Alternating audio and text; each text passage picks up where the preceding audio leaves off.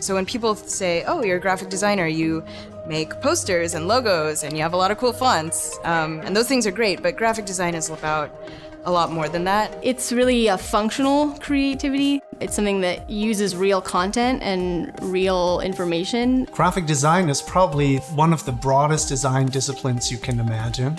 It really spans a wide spectrum from 2D to 3D to 4D, which is a very, very broad range. I'm not really interested in sitting down with someone and saying, here's how you use Photoshop.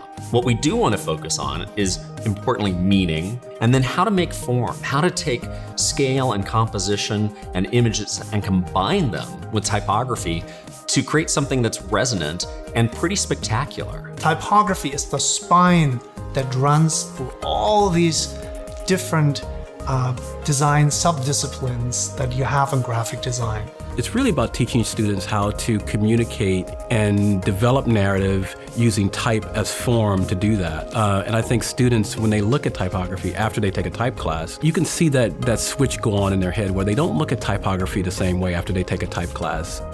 Graphic design has liberated itself from the small confines of your laptop.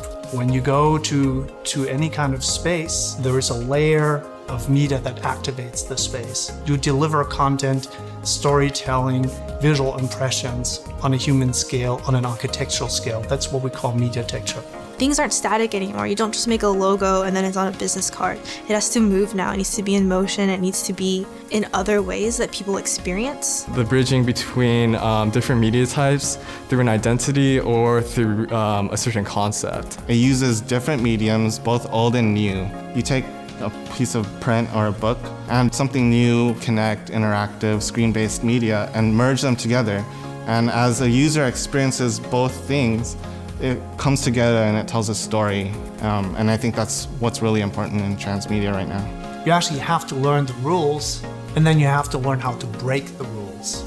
If you very elegantly know what is done and what is not done, you enter the realm of being an excellent designer. I love the faculty that I've had here at ArtCenter just because they're so passionate, and most of them, they're running their own design practices outside of ArtCenter, so they can bring that experience into the classroom, and we can actually see, both the good and the bad things about working in this industry with real clients. I had this great teacher who told me that the only difference between you and me is that I've made more mistakes than you have. Their knowledge, their advice, their expertise on all of their subject matters is by far what has made me grow so much as a designer in such a short period of time.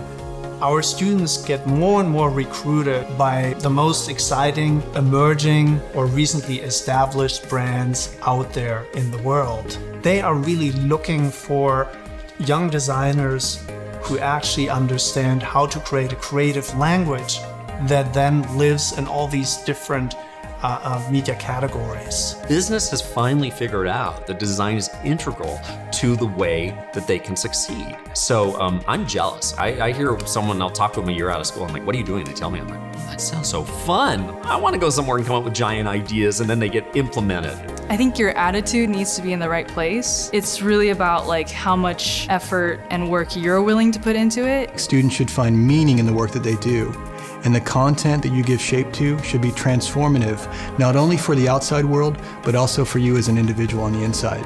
People who enter this field and thrive in this field, they not only make a living, but they make a difference, a profound difference on our visual world we have out there.